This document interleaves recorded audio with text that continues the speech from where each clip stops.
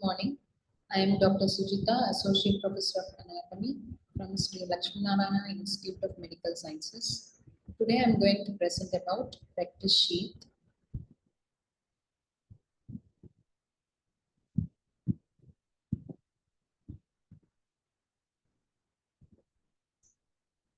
So in this picture we can visualize the rectus sheath.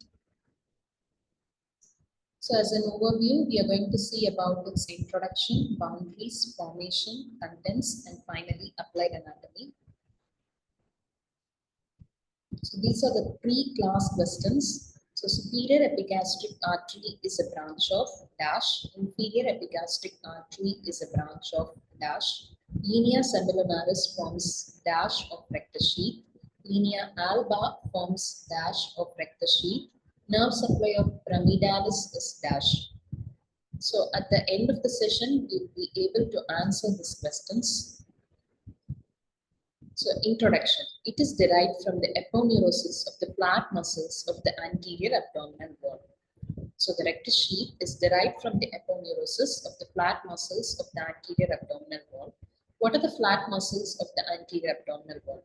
So external oblique, internal oblique, and the transversus abdominis. These are the flat muscles of the anterior abdominal wall. So their aponeurosis form a sheath around the rectus abdominis muscle, and that is the rectus sheath. So the rectus sheath encloses the rectus abdominis muscle or the pyramidalis, if at all it is present, on either side of the linea alba. What are the functions of the rectus sheath? It acts as a retinaculum and prevents bowstringing. It maintains the strength of the anterior abdominal wall. Now in this picture, on one side we can see the rectus abdominis muscle. The other side, the rectus abdominis muscle is removed to visualize the posterior wall of the rectus sheath. So the three flat muscles of the anterior abdominal wall are external oblique, internal oblique, and transversus abdominis. And the two vertical muscles are rectus abdominis and the pyramidalis.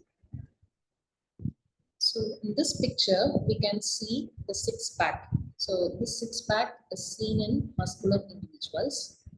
And why there is the appearance of the six-pack is because of the tendinous intersections. So the muscle, the rectus abdominis muscle, present three tendinous intersections. First at the level of the tip of the xiphoid process, second at the level of the umbilicus, and third at the level midway between the above two. Sometimes a fourth intersection may be present below the umbilicus. So each tendinous intersection passes horizontally in a zigzag manner and is attached to the anterior wall of the rectus sheath. So the three tendinous intersections attach the anterior sheath to the muscle. So it is present at the level of the xiphoid process, at the level of the umbilicus, and one in between these two. Sometimes a fourth intersection can be present below the umbilicus. So that gives an abdominal six-pack appearance in muscular individuals. So the tendinous intersection divides the long muscle column into shorter segments to provide more strength. The muscle is enclosed in an aponeurotic sheath derived from three paired anterolateral flat muscles of the abdominal wall. Now in this picture, we can see this green line is the anterior wall of the rectus sheath, and this green line is the posterior wall of the rectus sheath, and this brown color is the rectus abdominis muscle.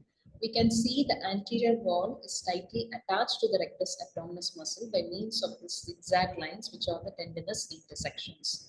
Whereas there is a gap between the rectus abdominis muscle and the posterior wall of the rectus sheath. Now, if we see, this one is the anterior wall. So this green colored box is the anterior wall. This brown colored box is the rectus abdominis muscle. And this small green colored box is the posterior wall. So this blue lines are the tendinous intersections which attach the anterior wall of the rectus sheath to the rectus abdominis muscle. So in this picture, we can see the rectus abdominis muscle. So this white line is linea alba. This red line is linea semilunaris. And this black lines are the tendinous intersections. So the zigzag lines of the tendinous intersections. Now in this picture we can see the rectus abdominis muscle. So here the part of the sheath is dissected to show the rectus abdominis muscle.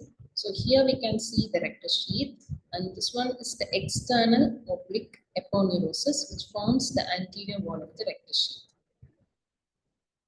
Now this black line is the tendinous intersections. Now moving on to the boundaries of the rectus sheath. So the rectus sheath has anterior wall, posterior wall, medial margin and a lateral margin. So first we will see about the medial margin. So medial margin, there is a formation of linea alba.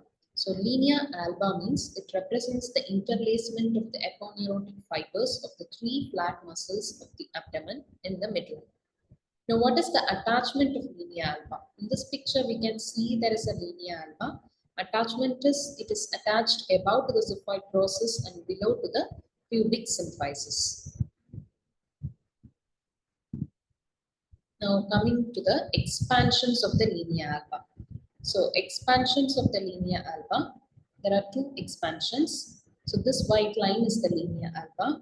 So this expansion is suspensory ligament of the penis.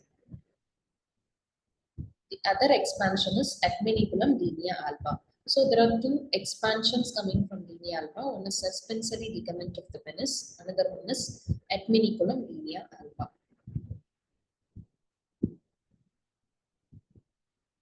So lateral margin of the rectus sheath is formed by linea semilunaris. So linea semilunaris is a curved furrow extends from the tip of the ninth costal cartilage to the pubic tubercle. So in this picture we can see this is the linea semilunaris. This curved furrow is called the linea semilunaris, and this one is the linea alba. So here we can see the tendinous intersections, and this corresponds roughly to the presence of the rectus abdominis muscle. Now walls of the rectus sheath. Now this one is the anterior wall of the rectus sheath, and this one is the posterior wall of the rectus sheath. As we see in the picture, the anterior wall is complete. The posterior wall, it is not complete, it is present, it is deficient above as well as below. Now walls of the rectus sheath, anterior wall, there is a green box that is the anterior wall. This brown box is the rectus abdominis muscle, and this one is the posterior wall. Now, boundaries of the rectus sheath. The anterior wall is complete. It covers the entire extent of the muscle longitudinally from the upper end to the lower end. Whereas the posterior wall is deficient above and below. So, which means the sheath is different at different levels. Now, in this picture, we can see in the midline, there is interlacement of the aponeurotic fibers of the three flat muscles of the anterior abdominal wall, which forms the linea alba. The attachment of linea alba is above to the xiphoid process, below to the pubic symphysis. And this one is the linea semilunaris. It is a curved furrow which extends from the tip of the ninth costal cartilage to the pubic tubercle. Now, in between these two is the rectus abdominis muscle. Now, on this side, we can see the external oblique, internal oblique, and the transversus abdominis. Now, here, few fibers. We can see that is the pramedialis. So, rectus sheath has an anterior wall and a posterior wall, and in this picture, we can visualize the anterior wall, which is formed by the aponeurosis of the muscles. Now, in this picture, the rectus abdominis muscle is removed to visualize the posterior wall. So, this one is the posterior wall of the rectus sheath, this blue markings. Now, we see this line is called as the arcuate line. That is the lower margin of the posterior wall of the rectus sheath, the concavity facing downwards, that is the arcuate line. Now, below this arcuate line, the posterior wall of the rectus sheath is deficient, and we can visualize the fascia transversalis, which is greenish in color in this picture. So, that is the arcuate line, which is nothing but the lower margin of the posterior wall of the rectus sheath. Now, coming to the features of the rectus sheath. So above, it is attached to the costal margin. So 7th, 8th and the 9th costal cartilages. So muscle lies directly on 5th, 6th and 7th costal cartilage. Below, there is a free curved margin with the concavity facing inferiorly called the arcuate line. The arcuate line is also called as line of Douglas. And this arcuate line is roughly present between the umbilicus and the pubic symphysis. So below the arcuate line, the posterior wall is deficient, and so the rectus abdominis muscle lies directly on the fascia transversalis. So we can see the arcuate line is roughly between the level of the umbilicus and the pubic symphysis. So this one is the pubic symphysis.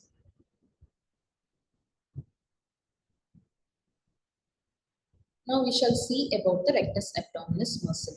It is a long, flat strap muscle which extends vertically upwards along the linea alba from the pubic symphysis below to the costal margin above.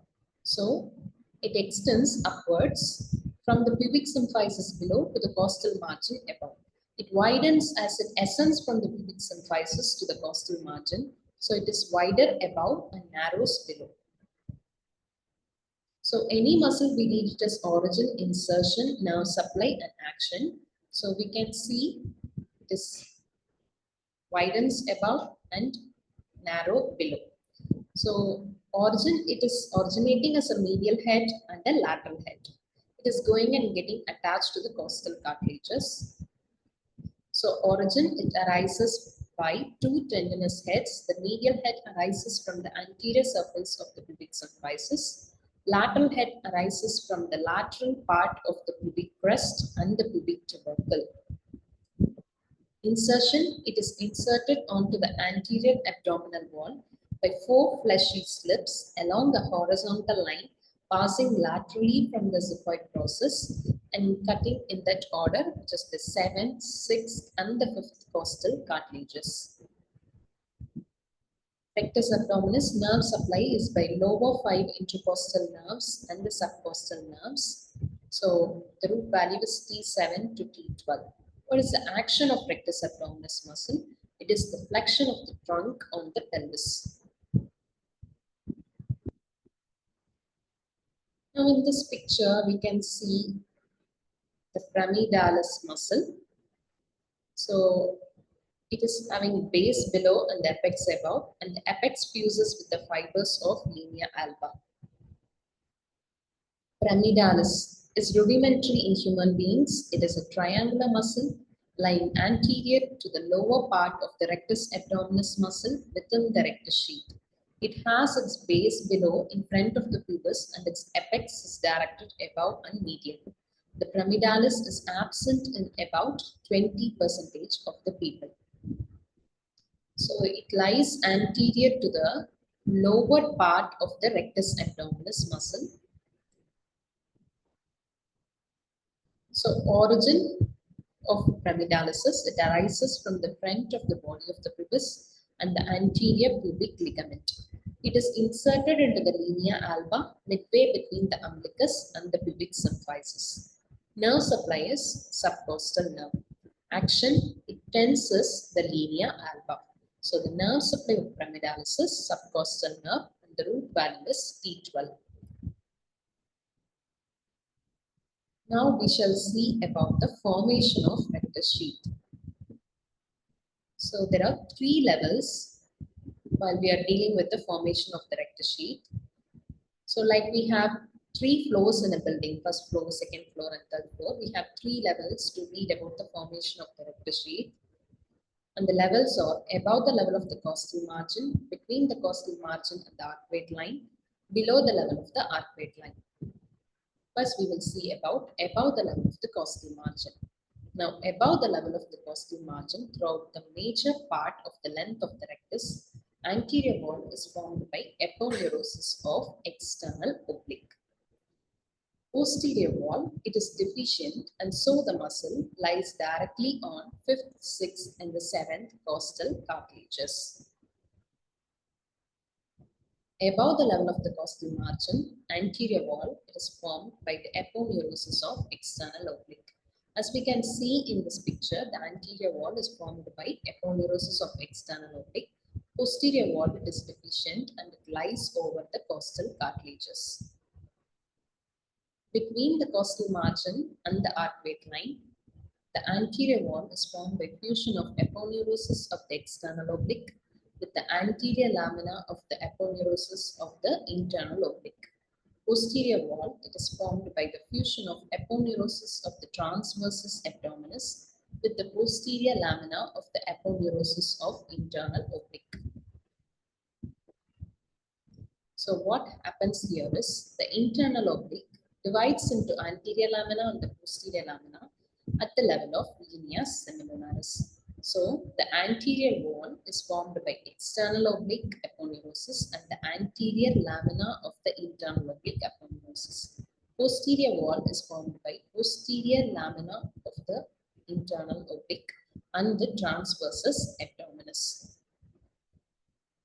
So this is present between the costal margin and the arcuate line. Now below the level of the arcuate line, anterior wall is formed by the aponeurosis of all the three flat muscles, which means the aponeurosis of transversus abdominis, internal oblique and the external oblique all comes in front of the rectus abdominis muscle, of which the aponeurosis of transversus abdominis and the internal oblique are fused.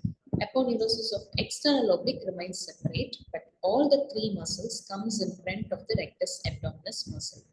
Now the posterior wall is deficient and the muscle lies directly on fascia transversalis. Now this is in case of below the level of the arcuate line. In this picture, we can see the external oblique, internal oblique and the transversus abdominis aponeurosis comes in front of the rectus abdominis muscle. And the posterior wall is deficient and the muscle lies directly over the fascia transversalis.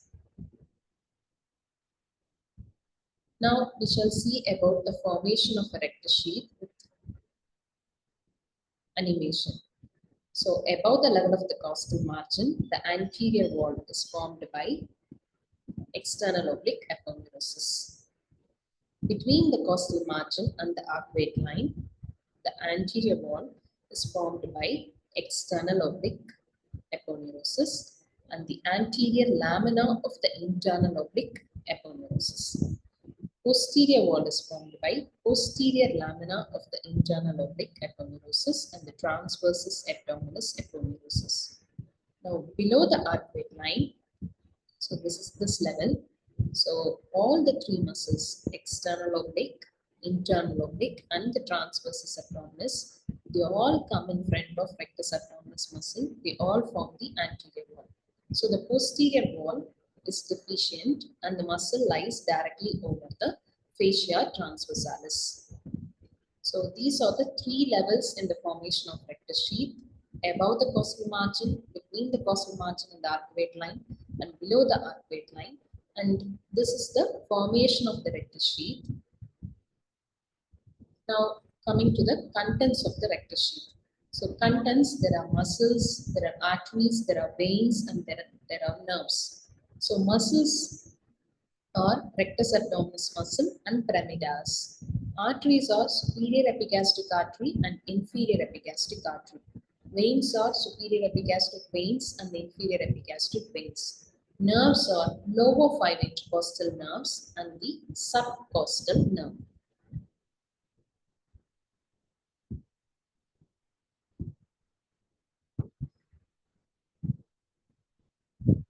So first we will see the muscles. So this arrow indicates the rectus abdominis muscle and this arrow indicates the pyramidalis muscle. So we can see it's a long flat strap muscle, that is the rectus abdominis muscle, which is seen on either side of the linea alba. Now this one is the pyramidalis muscle, which is present in front of the lower part of the rectus abdominis muscle. Now arteries, so number 1 is superior epigastric artery, number 2 is inferior epigastric artery. So in this picture, we can see behind the muscle, the two arteries are anastomosing. So in this picture, in this cut section also, we can see behind the muscle, and then between the muscle and the posterior wall of the rectus sheath, there is a small gap. In that, there is anastomosis of superior epigastric artery and inferior epigastric artery. We shall see a little more detail about the arteries. Superior epigastric artery, a branch of internal thoracic artery. It enters the rectus by passing through the gap between the costal and the xiphoid slips of the origin of the diaphragm and passes deep to the rectus abdominis muscle. So it's a branch of internal thoracic artery. So superior epigastric artery, it enters the rectus sheath by passing between the origin of the diaphragm and then passes deep to the rectus abdominis muscle. Inferior epigastric artery is a branch of external iliac artery. It enters the sheath by passing in front of the arcuate line. These arteries anastomose with each other within the sheath and supply the rectus muscle. So the inferior epigastric artery is a branch of external iliac artery. Now the contents, which are the veins. There is a superior epigastric vein and the inferior epigastric vein. So superior epigastric vein accompanies the superior epigastric artery and drains into the internal thoracic vein. Inferior epigastric vein accompanies the inferior epigastric artery and drains into the external iliac vein. Now the contents, which are the nerves. So lower 5 intercostal nerve and subcostal nerve. All the intercostal, lower 6 intercostal nerves, they are the contents of the rectus sheath. So the intercostal nerves T7 to T11 pass from their intercostal spaces into the abdominal wall between the internal oblique and the transversus abdominis muscle and run in this neurovascular plane to enter the rectus sheath by piercing the posterior lamina of the internal oblique aponeurosis. Within the sheath, they proceed forward deep to the rectus muscle to about its midline and then enter the muscle and supply it and emerge through the anterior wall of the rectus sheath as anterior cutaneous nerves. So the intercostal nerves, the root value is T7 to T11. So they come from the thorax and then they come to the abdominal wall and then they emerge through the anterior wall of the sheath as anterior cutaneous nerves. Now we shall see about the applied anatomy.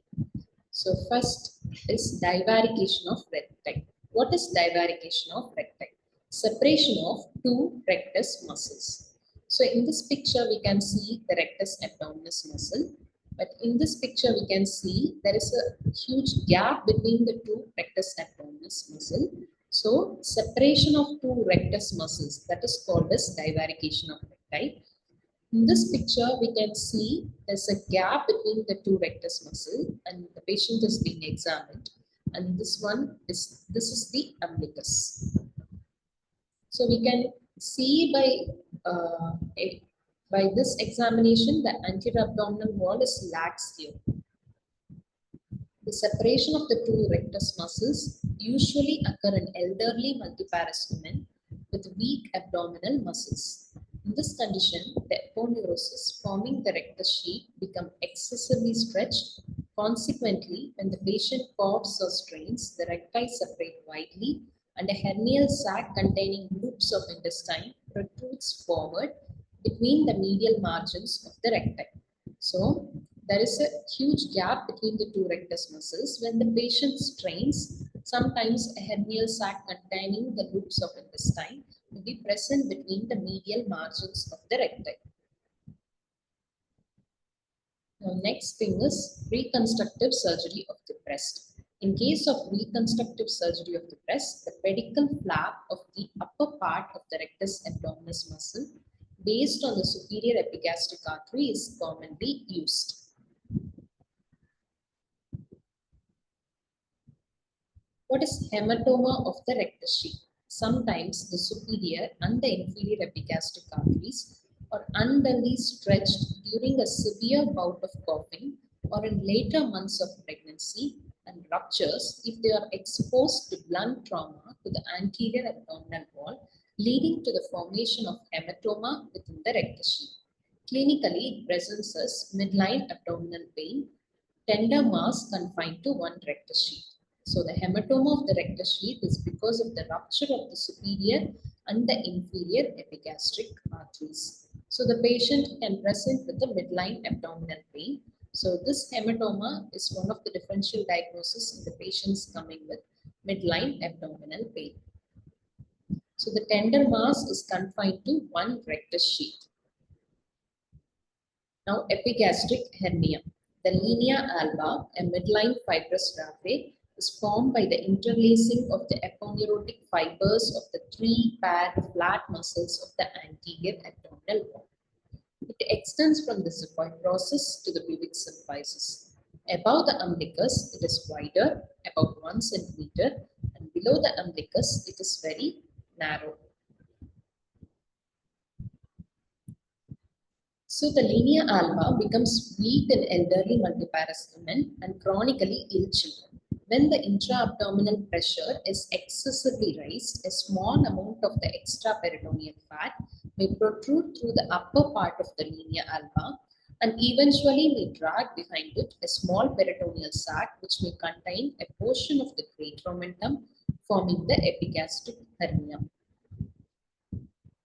So the hernia is present in the epigastric region, and that's why it is called as the epigastric hernia. So extraperitoneal fat protruding through the upper part of the linea alba. Sometimes it may contain a portion of the greater omentum. The hernial sac may contain a portion of the greater omentum. So in this picture, we can see a swelling in the epigastric region. So this one is the epigastric hernia. So applied anatomy, we have seen about the divarication of recti, then the hematoma of the rectus sheath, and then we had seen about the reconstructive surgery of the breast, how a pedicle is used, and then epigastric hernia. Now to summarize, what is rectus sheath? So aponeurotic sheath enclosing the rectus abdominis muscle. Now what are the features? Anterior wall is complete, posterior wall is incomplete. So the posterior wall is deficient above and below. Now, when we study about the formation of the rectus sheath, we study it at 3 levels. The 3 levels are above the costal margin, between the costal margin and the arcuate line, and below the arcuate line. Now, above the costal margin, the anterior wall is formed by external oblique aponeurosis. Posterior wall is deficient, so the muscle lies directly over 5, 6, and 7 costal cartilages. Between the costal margin and the arcuate line, anterior wall is formed by external oblique aponeurosis, anterior lamina of internal oblique aponeurosis. Posterior wall is formed by posterior lamina of internal oblique aponeurosis, transversus abdominis aponeurosis. Below the arcuate line, anterior wall is formed by aponeurosis of external oblique, internal oblique, and the transversus abdominis. In the posterior wall, it is deficient, and so the muscle lies directly over fascia transversalis. Now, what are the contents of the rectus sheath? So, the contents include muscles, arteries, veins, nerves. So, the muscles are rectus abdominis muscle and the pramedialis muscle. Arteries are superior epigastric artery, inferior epigastric artery. Veins are superior epigastric vein and inferior epigastric vein. Nerves are lower 5 intercostal nerves and the subcostal nerves.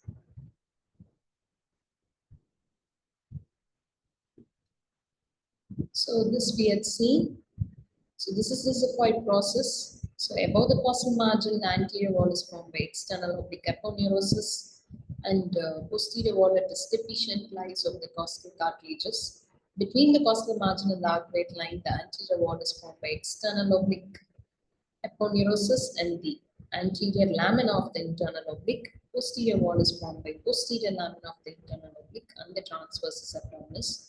The internal oblique splits at the linea semilunaris into anterior lamina and the posterior lamina.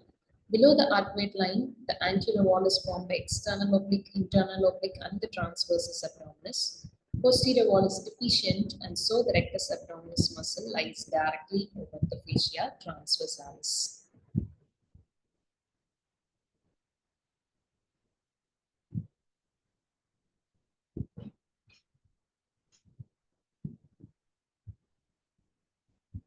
So now we will take up the questions. So superior epigastric artery is a branch of internal thoracic artery. Inferior epigastric artery is a branch of external iliac artery.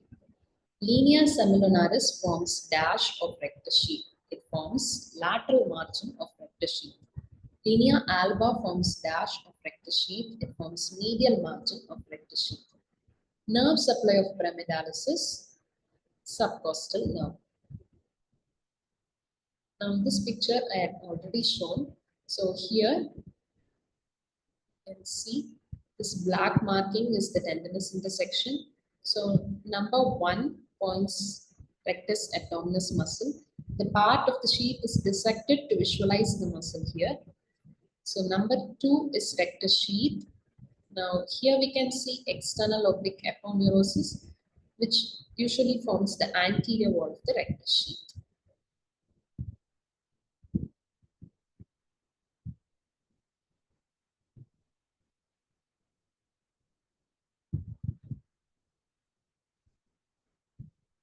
So we had seen about the formation of the rectus sheath and how it is sheath is different at different levels, and what are the 3 levels, and each level how it is different, like anterior wall is formed by what and the posterior wall is formed by what. So we had seen in detail about the rectus sheath. So A is above the costal margin. So we already knew this. So the rectus muscle is there. So the anterior wall is formed by external oblique aponeurosis. Now B is between the costal margin and the arcuate line. Anterior wall is formed by external oblique aponeurosis, anterior lamina of the internal oblique. And posterior wall is formed by posterior lamina of the internal oblique and the transversus abdominis. Now this is below the arcuate line. All the 3 muscle aponeurosis comes in front of the rectus abdominis muscle, of which the external oblique is present separately, but this internal oblique and the transversus abdominis aponeurosis are fused together. But all the 3 aponeurosis comes in front of the muscle and forms the anterior wall. Now the posterior wall is deficient here, and so the muscle lies directly over the fascia transversalis. So with this, I conclude. Thank you.